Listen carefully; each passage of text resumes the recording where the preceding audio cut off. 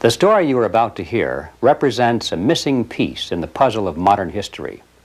Without this knowledge, many contemporary events are simply beyond understanding. You are about to hear a man tell you that the major tax-exempt foundations of this land, since at least 1945, have been operating to promote a hidden agenda. And that agenda has nothing to do with the surface appearance of charity, good works, or philanthropy. This man will tell you that the real objectives include the creation of a worldwide collectivist state, including the Soviet Union, which is to be ruled from behind the scenes by those same interests which now control the tax-exempt foundations. The man who tells this story is none other than Mr. Norman Dodd, who in 1954 was the staff director of the Congressional Special Committee to investigate tax-exempt foundations, sometimes referred to as the Reece Committee, in recognition of its chairman, Congressman Carroll Reece. The interview you are about to see was conducted by me in 1982.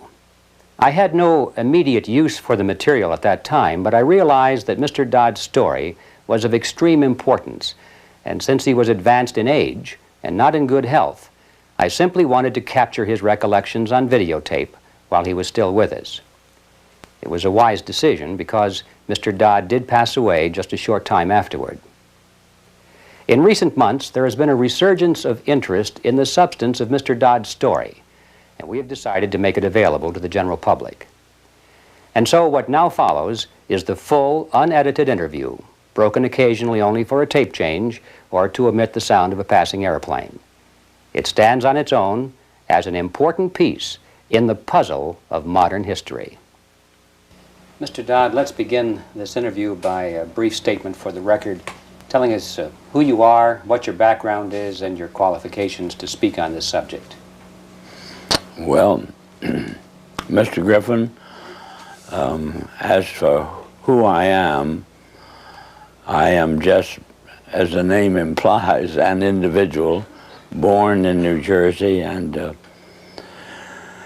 educated in private schools, eventually in a school called Andover, Massachusetts, and then Yale University, and running through my whole period of being brought up and growing up, I have been an indefatigable reader, and I have had one major interest, and that was this country, as I was led to believe it was originally founded.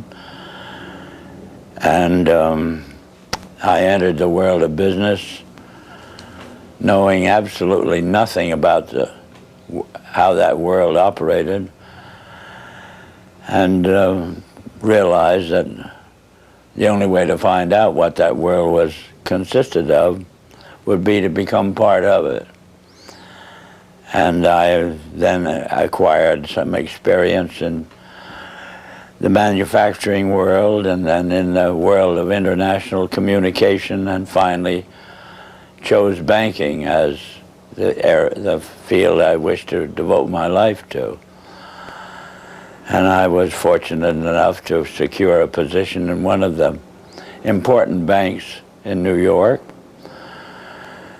and lived there. I lived through the conditions which led up to what is known as the crash of 1929, and I witnessed what is tantamount to a collapse of the structure of the United States as a whole.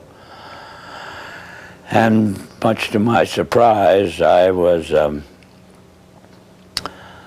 confronted by my superiors with in the middle of the panic in which they were immersed, I was confronted with the question, Norm, what do we do now?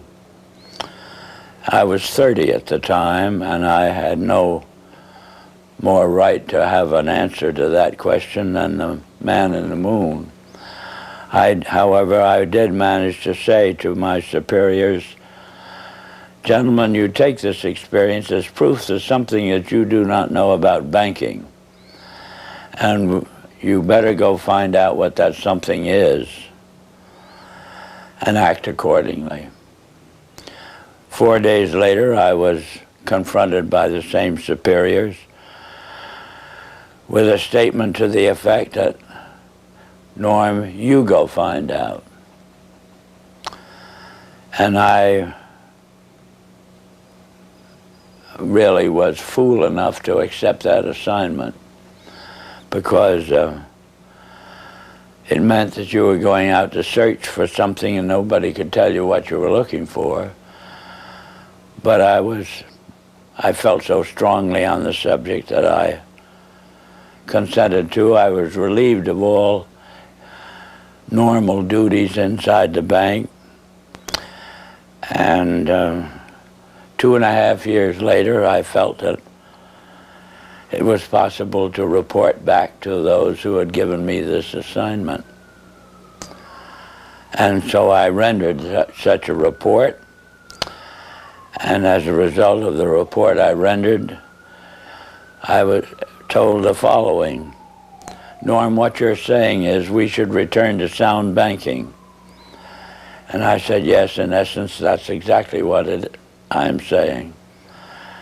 Whereupon I got my first shock, which was a statement from them to this effect: we will never see sound banking in the United States again.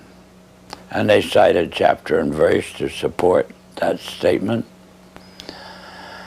And what they cited was as follows: since the end of World War I, we have been responsible for what they call the institutionalizing of conflicting interests.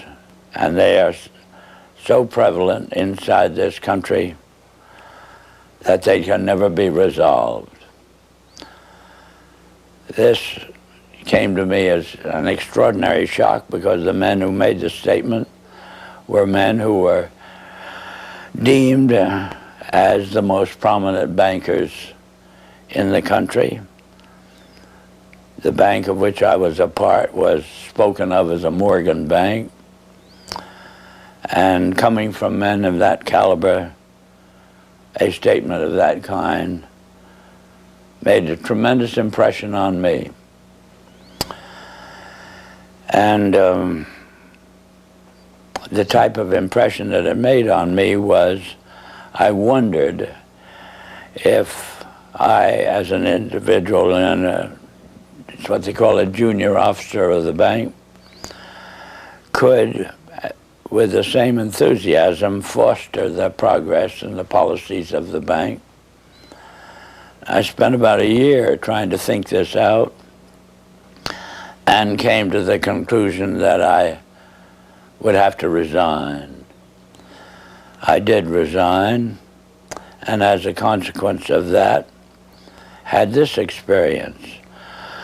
When my letter of resignation reached the desk of the president of the bank, he sent for me.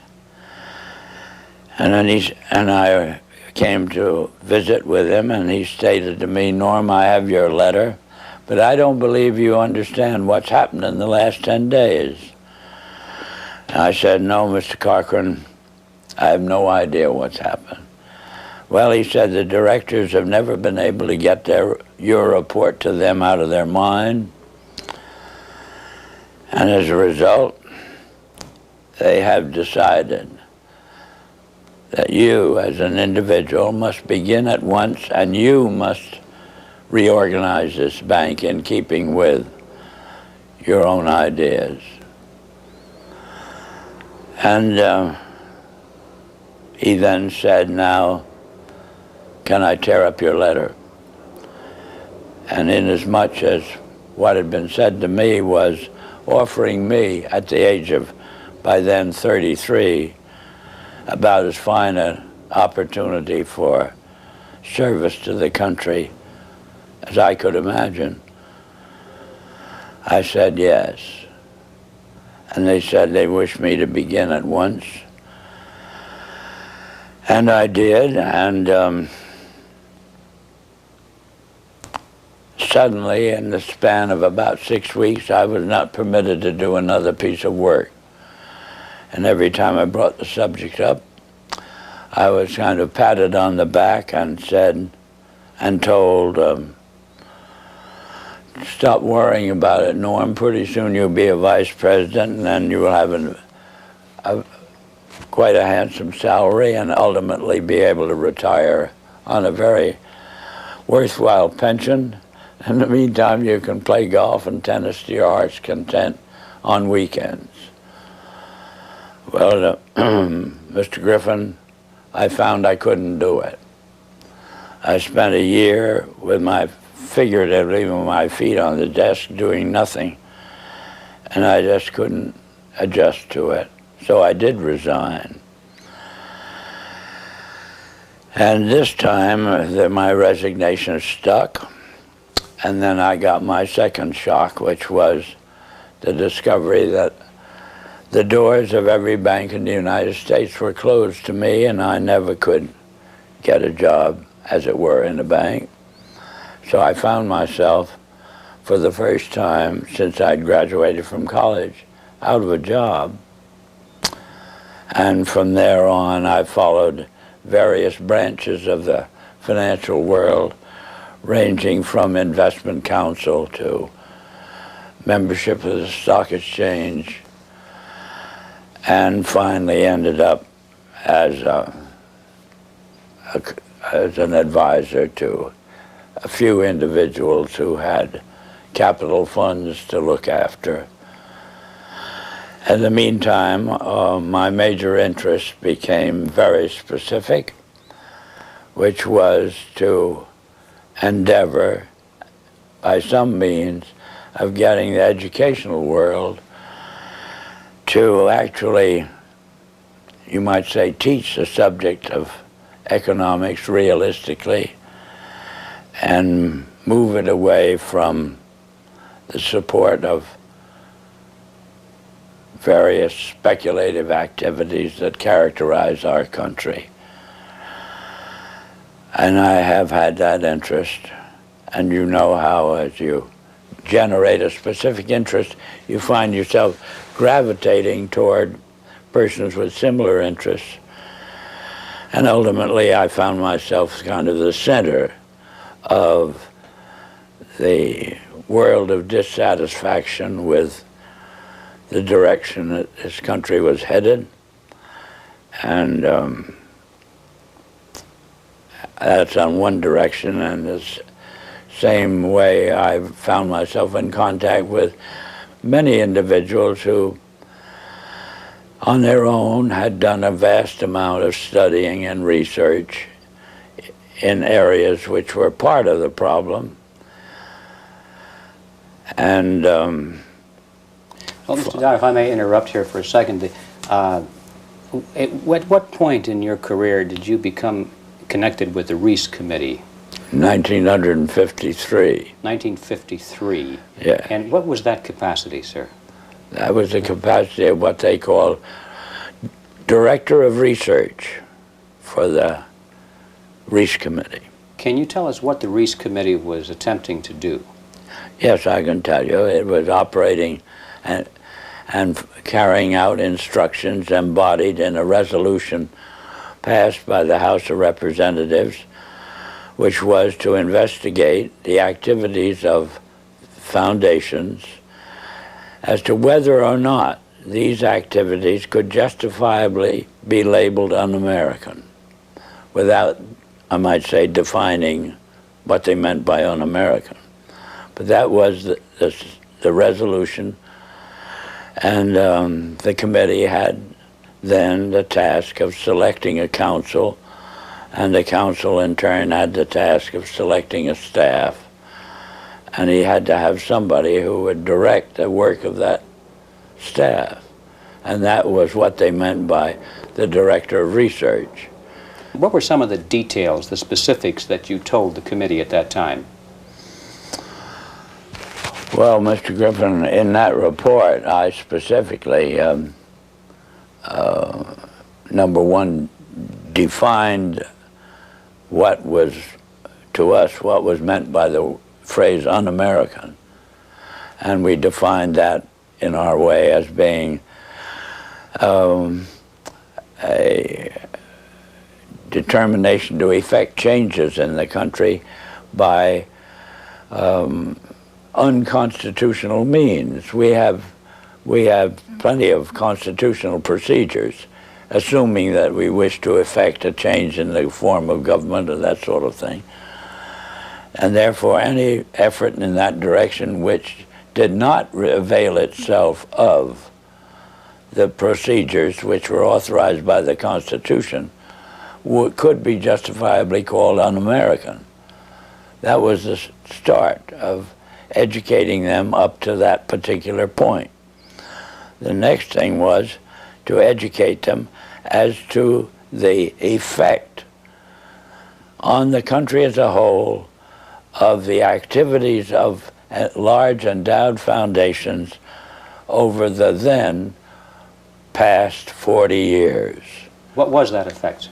That effect was to orient our educational system away from support of the principles embodied in the Declaration of Independence and implemented in the Constitution, and educated them over to the idea that the task now was, as a result of the orientation of education, to away from these briefly stated principles and self-evident truths. And that's what had been the effect of the wealth which constituted the endowments of those foundations that had been in existence over the largest portion of the span of 50 years, and holding them responsible for this change.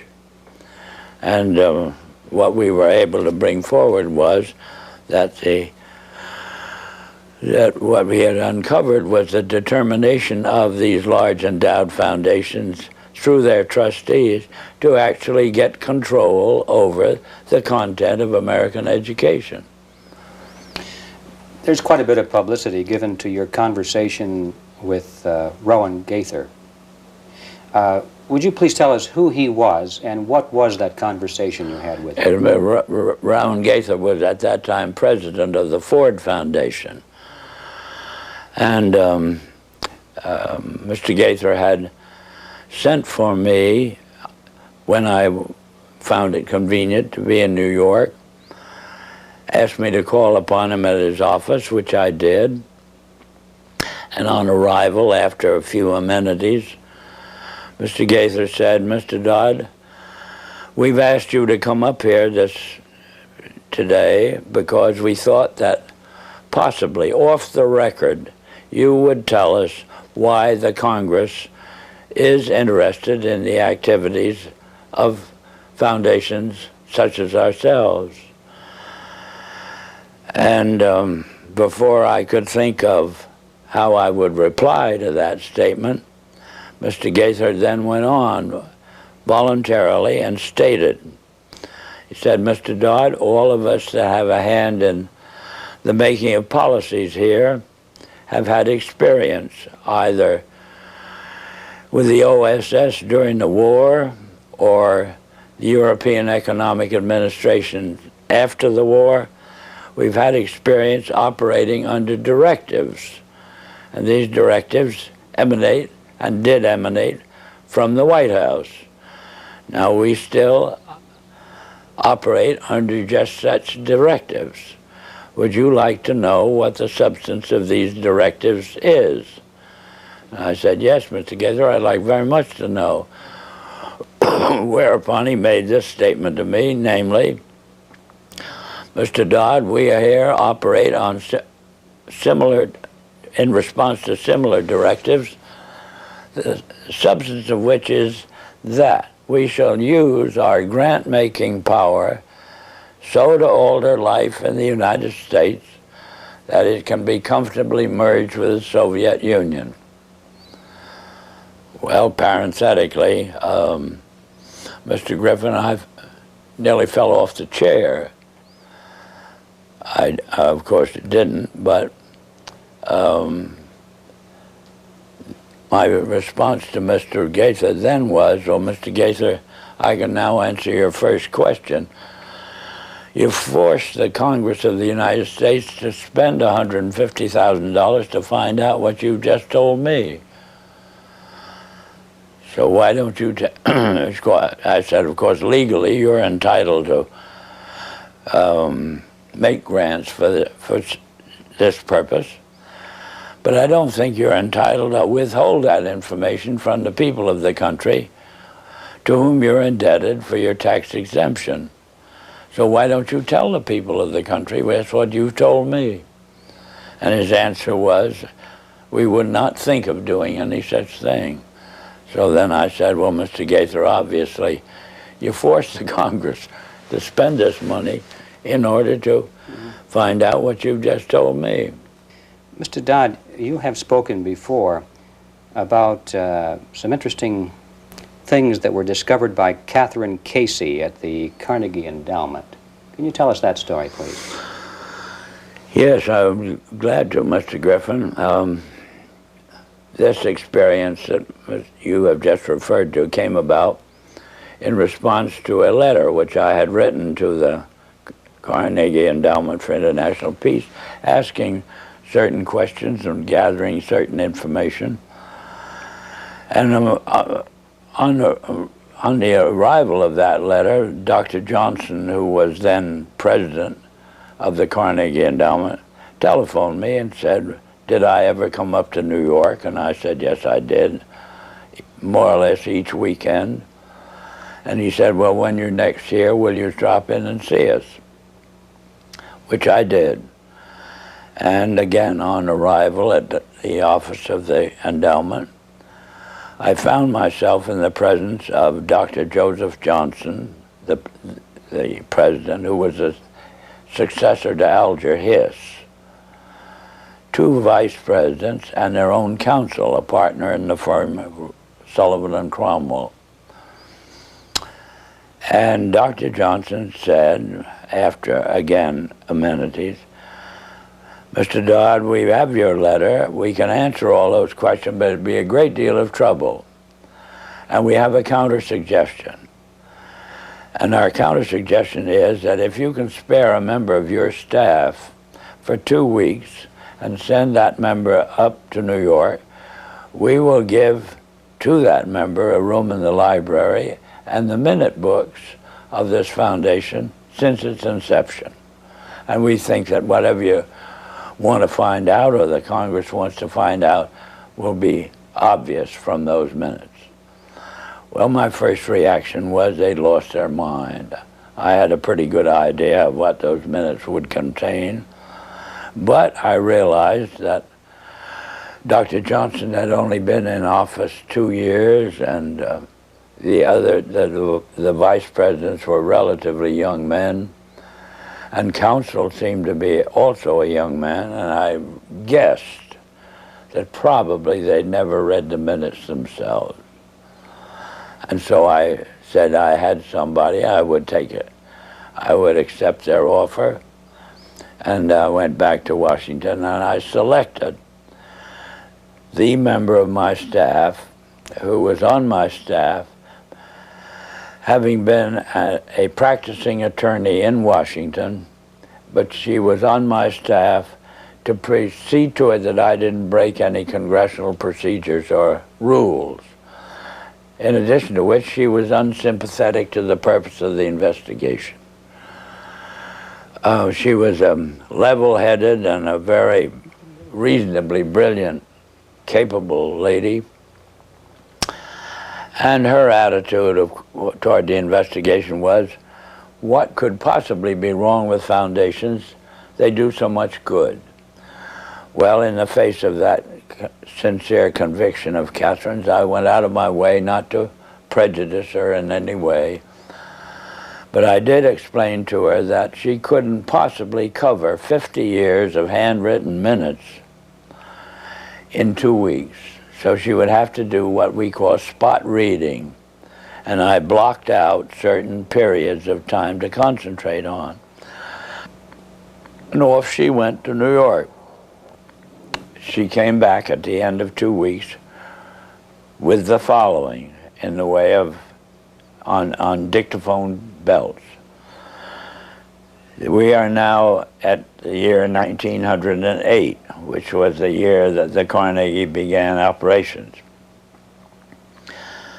And in that year, the trustees, meeting for the first time, raised a specific question, which they discussed throughout the balance of the year in a very learned fashion.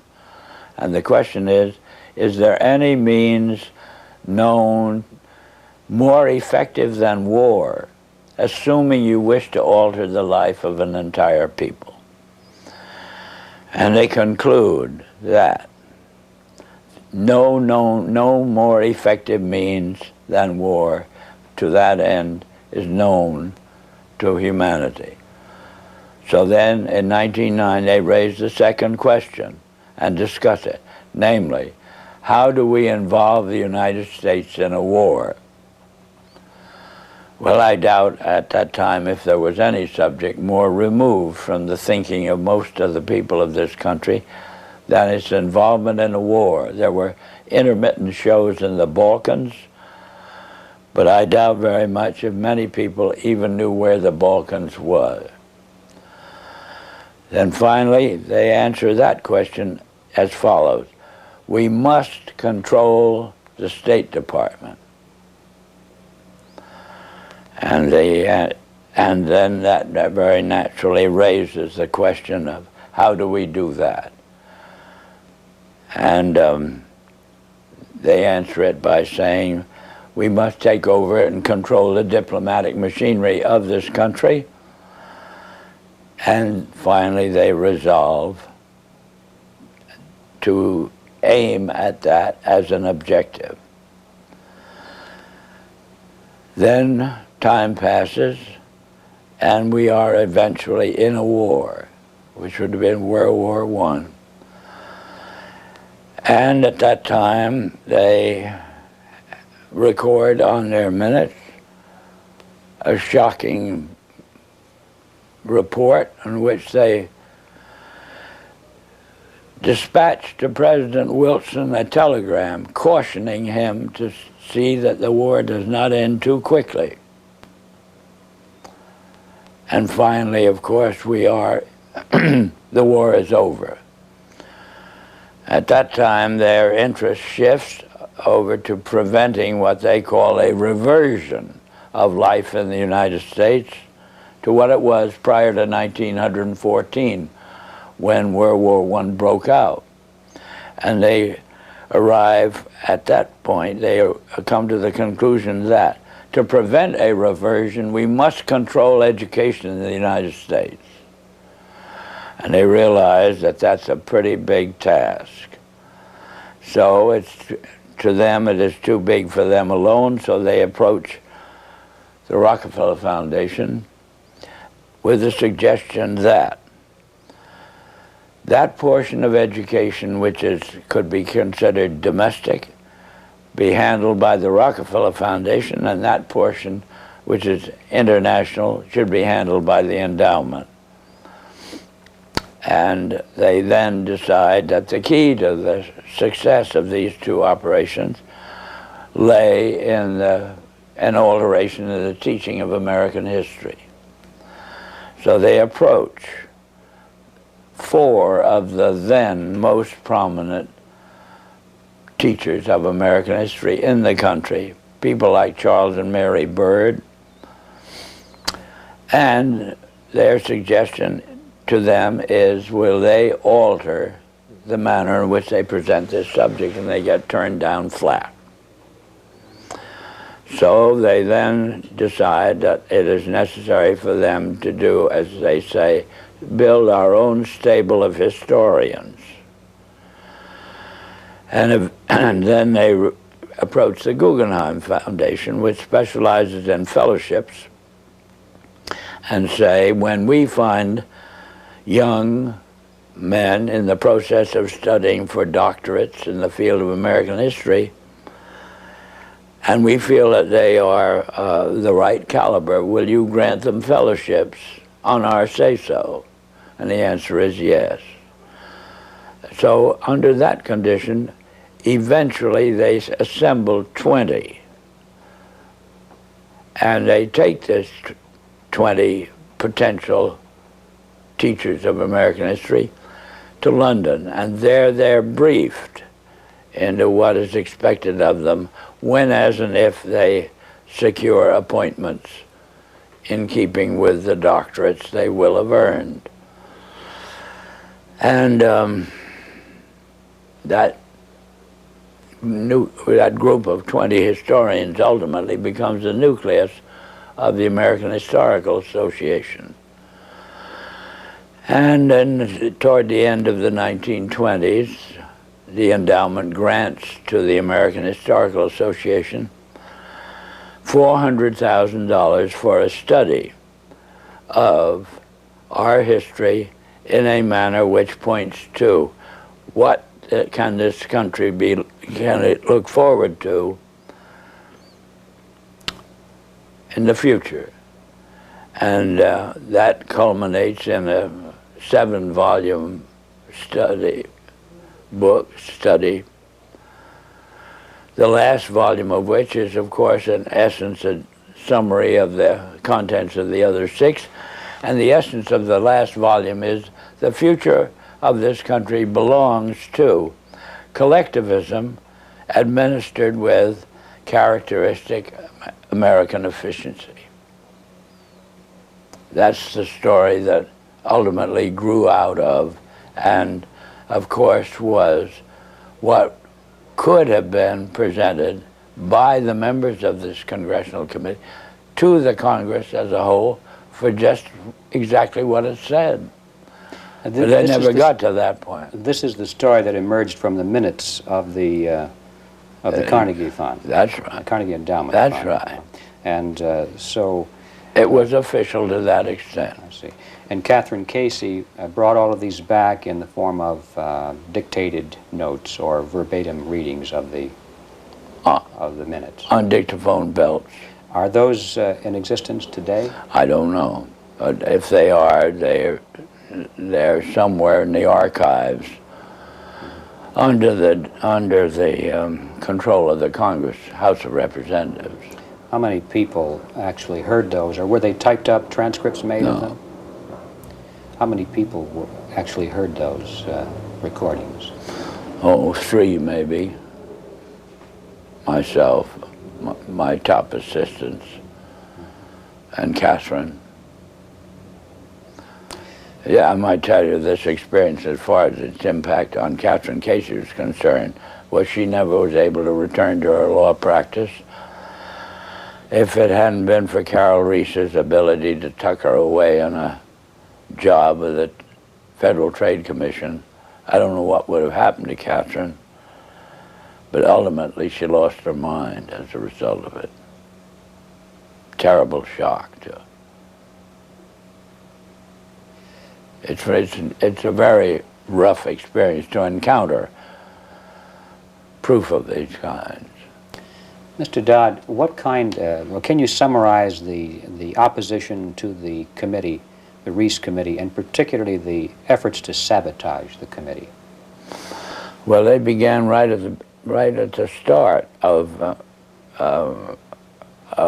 work of an operating staff, Mr. Griffin, and it began on the day in which the committee met for the purpose of consenting to or confirming my appointment to the position of Director of Research.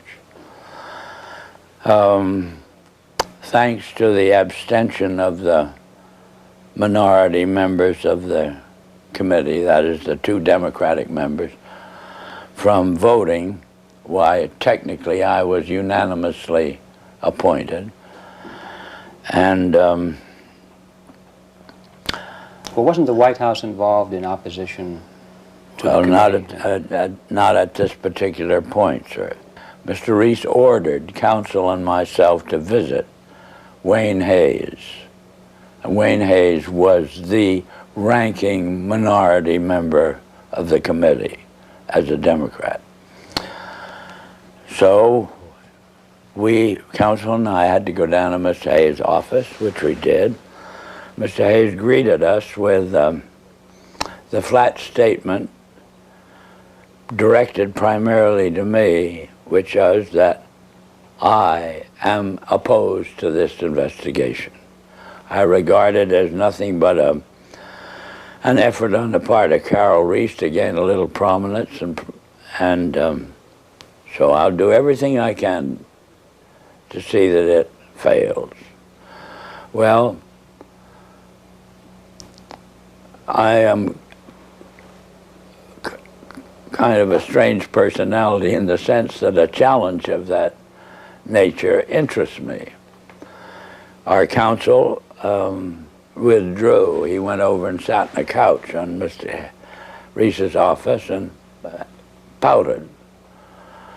But I sort of took up this statement of Hayes as a challenge and set myself the goal of winning him over to our point of view.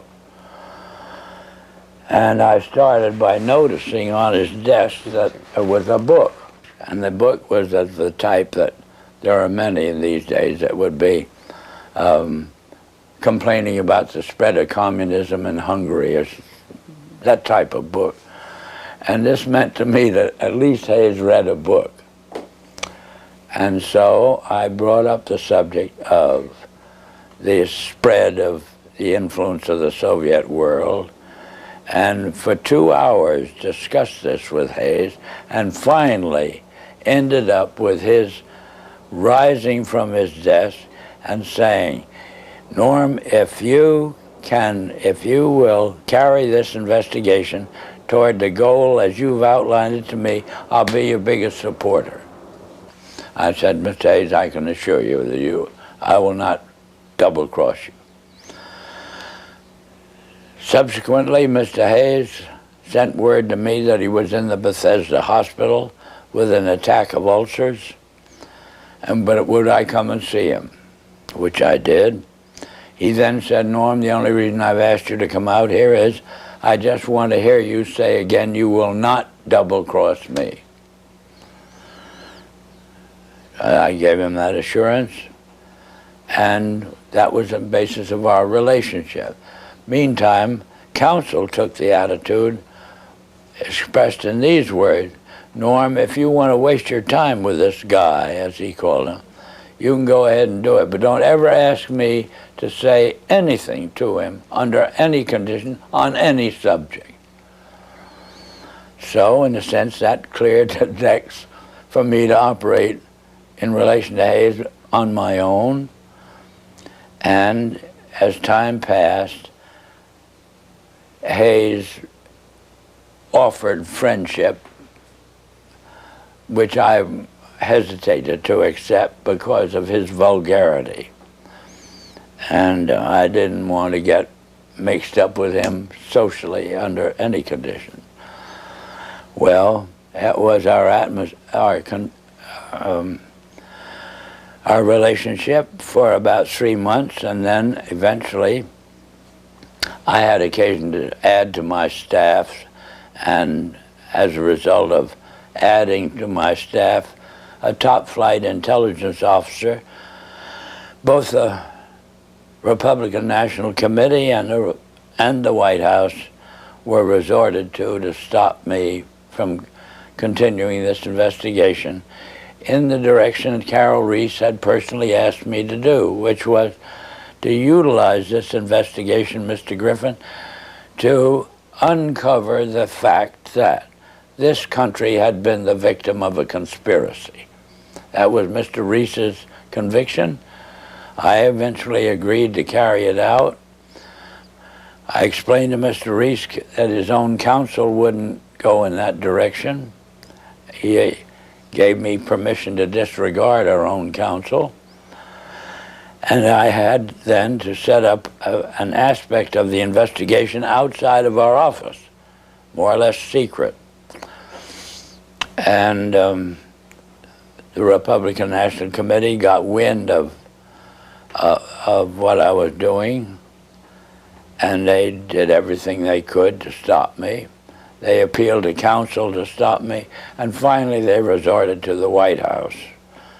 Was their objection because of what you were doing, or because of the fact that you were doing it outside of the official auspices of the committee? No, their objection was, as they put it, my devotion to what they call anti-Semitism. That was a cooked-up idea, but in other words, it wasn't true at all. But anyway, that's the way I expressed it. And excuse me, why? And they made it stick. Why did they do that? How could they say that? Well, they could say it, Mr. Griffin, but they had to have something in the way of a rationalization of their decision to do everything they could to stop the completion of this investigation in the direction that it was moving, which would have been an exposure of this Carnegie Endowment story and the Ford Foundation and the Guggenheim and the Rockefeller Foundation, all working in harmony toward the control of education in the United States.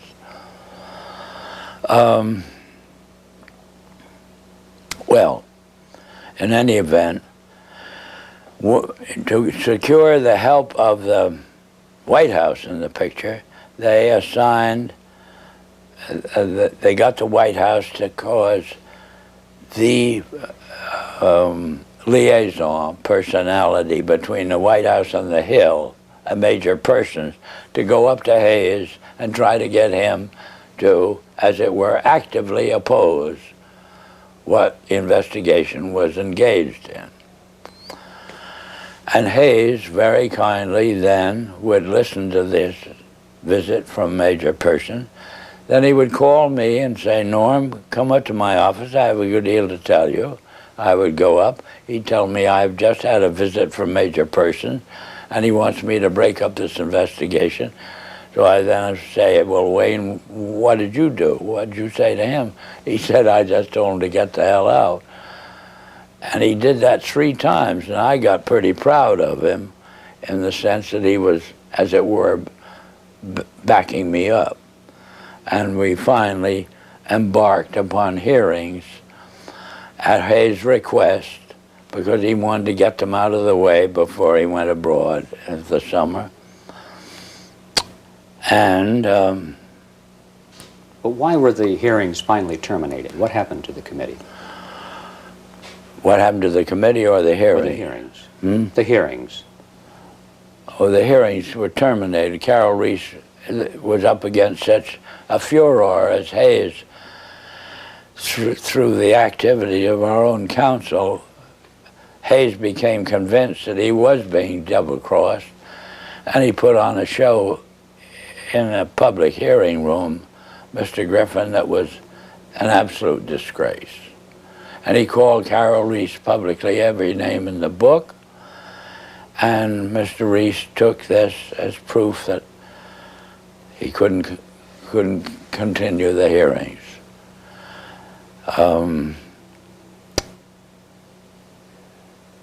He actually invited me to accompany him when he went down to Hayes' office, and in my presence, with the tears rolling down his face, Hayes apologized to Carol Reece for whatever he'd done and his conduct,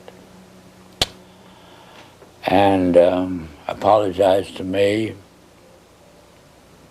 And I thought that would be enough and Carol would resume. But he never did.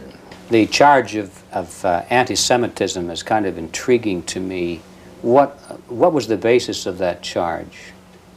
Was there any basis for it at all? No, the basis that the Republican National Committee used was that the intelligence officer I'd taken on my staff, when I oriented this investigation to the exposure of and proof of a conspiracy, was known to have a book, and the book was deemed to be anti-Semitic. This was childish, but this was the second in command of the Republican National Committee, and he told me I would have to dismiss this person from my staff. Who was that person, sir?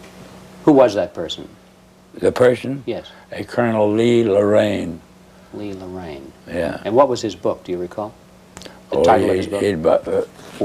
The book they referred to was called Waters Flowing Eastward, which was a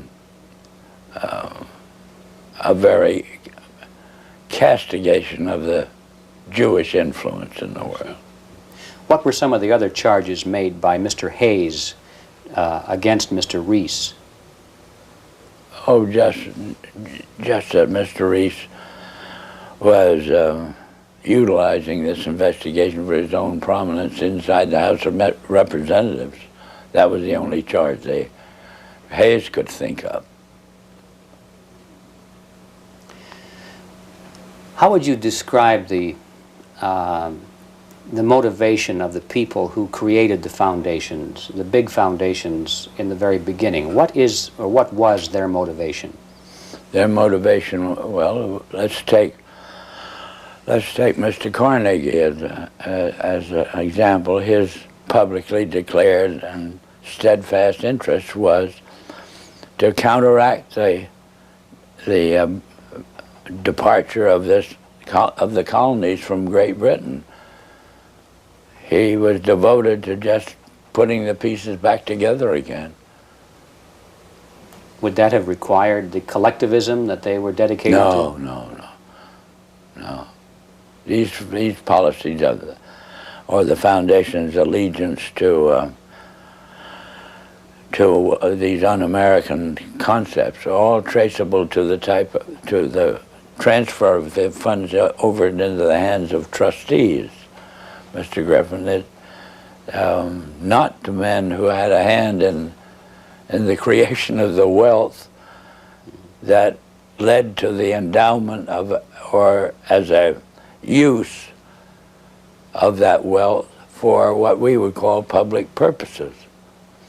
It was a subversion of the original intent then. Oh yeah, completely so. And that we got into the world traditionally of bankers and lawyers. How do you see that the purpose and direction of the major foundations has changed over the years to the present? What is it today? Whole 100% behind meeting the cost of education such as it is presented through the schools and colleges of the United States on the subject of our history has proven our original ideas to be no longer practical. The future belongs to a collectivistic concept, and there's just no disagreement on this. Why do the foundations generously support communist causes in the United States? Well, because to them, what communism represents a means of developing what we call a monopoly. That is, the organization, will say, of large-scale industry into an administrable unit. Do they think that they will be one of the administrators? They will be the beneficiaries of it, yes.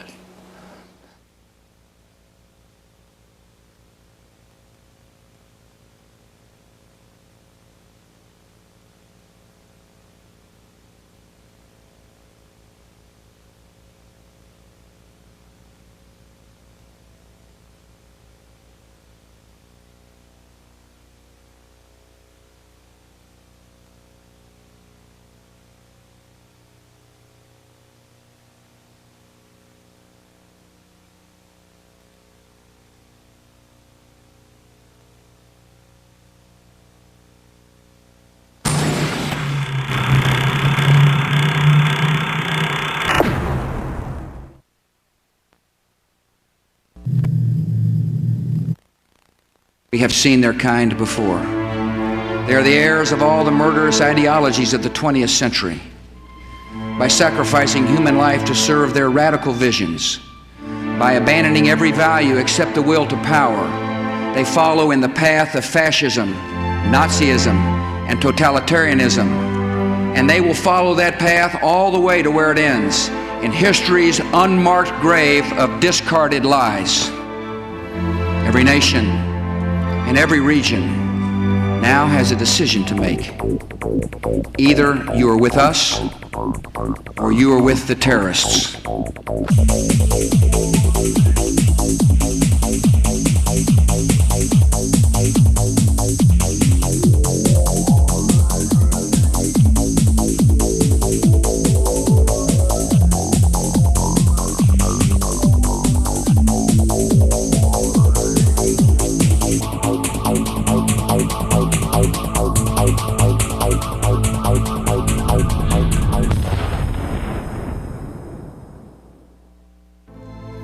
Freedom and fear are at war. The advance of human freedom, the great achievement of our time and the great hope of every time, now depends on us.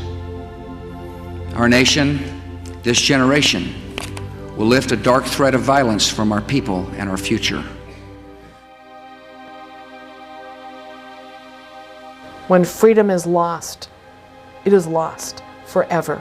We are losing the right to make our own determinations about what we think, what we eat, how we protect our health, how we protect our children, and whether, in fact, we are members of a free and democratic society. The purpose of education in America today is not education. It is indoctrination, in internationalism, in collectivism, and in atheism, and they're doing a wonderful job. They have to destroy the United States Constitution and our way of life. And they've got to do so in such a way that will actually embrace it. You have to get a hold of the minds of the young.